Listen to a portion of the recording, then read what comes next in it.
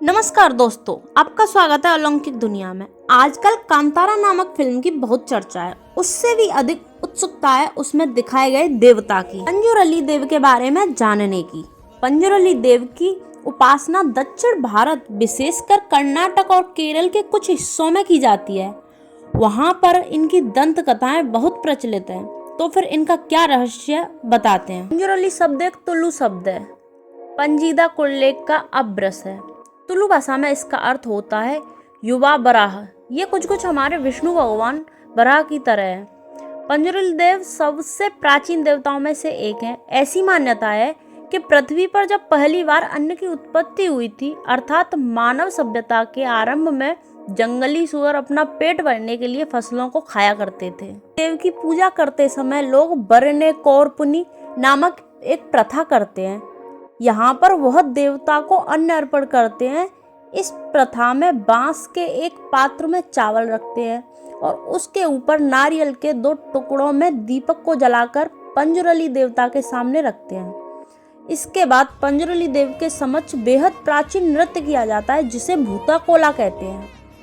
नृत्य को तुलु भाषा में कोला कहते हैं। भूता इस नृत्य का एक प्रकार है। यह नृत्य बहुत देर तक चलता है, जब तक वह नृत्य करने वाला व्यक्ति बुरी तरह से थक नहीं जाता। तब जाकर ये एक प्रकार से उनसे अपनी फसलों की रक्षा के लिए की गई प्रार्थना हो। पौराणिक कथाओं के अनुसार एक बराह देव के 5 पुत्र हुए, मगर उनमें से एक नवजात बच्चा पीछे छूट गया और वह भूख प्यास से तड़पने लगा और वह मृत अवस्था तक पहुंचने ही वाला था कि उसी समय माता पार्वती भ्रमण करती हुई वहां पहुंच गई। जब उन्होंने एक नवजात बराह शिशु को देखा तो उस पर दया आ गई और उसका पालन करने के लिए अपने साथ ले गई। समय बीतता गया और उस बच्चे ने एक विकराल रूप बराह का रूप ले लिया। समय के साथ साथ उसके दांत निकल आए, जिससे उसे बहुत परेशानी होने लगी। उस खुजलाहट से बचने के लिए वह सारी फसलों को नष्ट करने लगा, जिससे संसार में भोजन की कमी हो गई। लोग भूख से व्याकुल होने लगे। भगवान शंकर ने ये सब देखा तो उन्होंने सृष्टि के कल्याण के लिए उस बराह का वध करने का निश्चय किया। जब माता पार्वती को इसके बारे में पता चला तो उन्होंने महादेव से उसके प्राण ना लेने की प्रार्थना की। महादेव ने उसका वध तो नहीं किया, किंतु उसे कैलाश से निष्कासित कर दिया, पृथ्वी पर जाने का श्राप दे दिया। अपनी प्राण रक्षा के बाद उस बराह ने महादेव व माता पार्वती से प्रार्थना की तो भोले बाबा ने उन्हें दिव्य शक्ति के रूप में पृथ्वी पर जाना और वहां पर मनुष्य और उनकी फसलों की रक्षा करने का आदेश दिया। तब से वह बराह देव पृथ्वी पर पंजुरली देव के रूप में निवास करने लगे और फसलों की रक्षा करने लगे। इसी कारण लोगों ने उन्हें देवताओं की भांति पूजना प्रारंभ कर दिया। दक्षिण भारत में अलग अलग स्थानों पर उन्हें अलग अलग नाम से जाना जाता है और उनकी पूजा पद्धति और रूप भी अलग अलग। अधिक स्थानों पर तो उन्हें बराह के रूप में दिखाया जाता है और कुछ जगह मुखौटा पर मनुष्य के रूप में दिखाया जाता है। ऐसी मान्यता है कि कल्लूर्ती पंजुरली देव से मिली।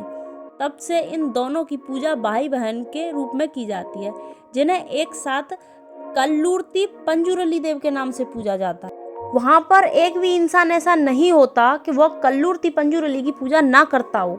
वहाँ के लोग उन्हें अपने परिवार के मुखिया के रूप में मानते हैं। वह हर तरह की समस्या उन्हें सुनाते हैं। वह जो निर्णय लेते हैं वही निर्णय सबको मानना पड़ता है। वह मानते हैं कि समस्या का हल कल्लूर्ती माँ देवी और लास्ट जो निर्णय होता है वो पंजुरली देव का होता है। इसमें एक और देवता है गुलिगा। वह देवता बहुत उग्र रूप का है। प्राचीन कथा के अनुसार एक बार माता पार्वती भोलेनाथ के लिए भस्म लाई। उस भस्म में एक कंकड़ निकला। भोले बाबा ने वह कंकड़ फेंक दिया। उस कंकड़ से गुलिगा देव अपने उग्र रूप में जन्मे। उन्होंने महादेव से पूछा कि मैं कहाँ जाऊँ, तो महादेव ने उन्हें विष्णु भगवान के पास भेज दिया। विष्णु भगवान ने उन्हें पृथ्वी पर नैना उल्लास के गर्भ में भेज दिया। तो 9 माह बाद गुलिगा ने अपनी माता से पूछा कि मैं आ रहा हूँ।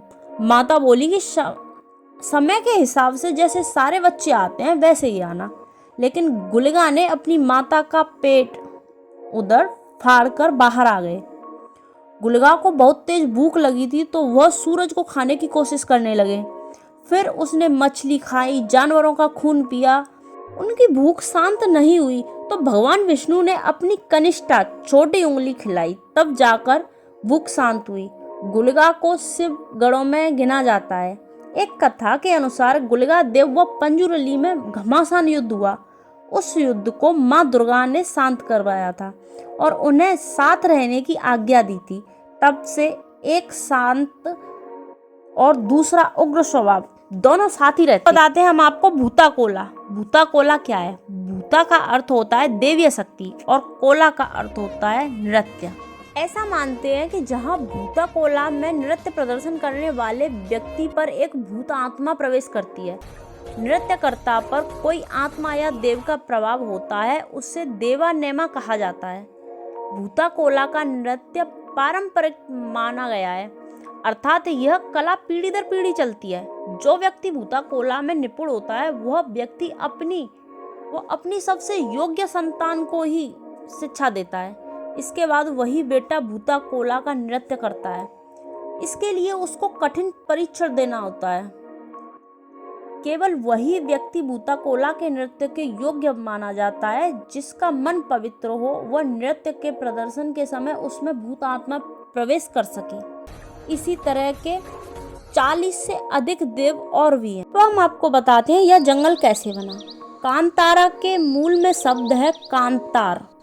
इस शब्द का अर्थ है घना रहस्यमयी जंगल। तुलसीदास ने विनय पत्रिका में इस संसार को कांतार लिखा है। इस इलाके का एक बड़ा कनेक्शन माइथोलॉजी से रहा है, जो कि उत्तर भारत में बहुत प्रचलित है। भगवान परशुराम की कथा तो आपने सुनी होगी।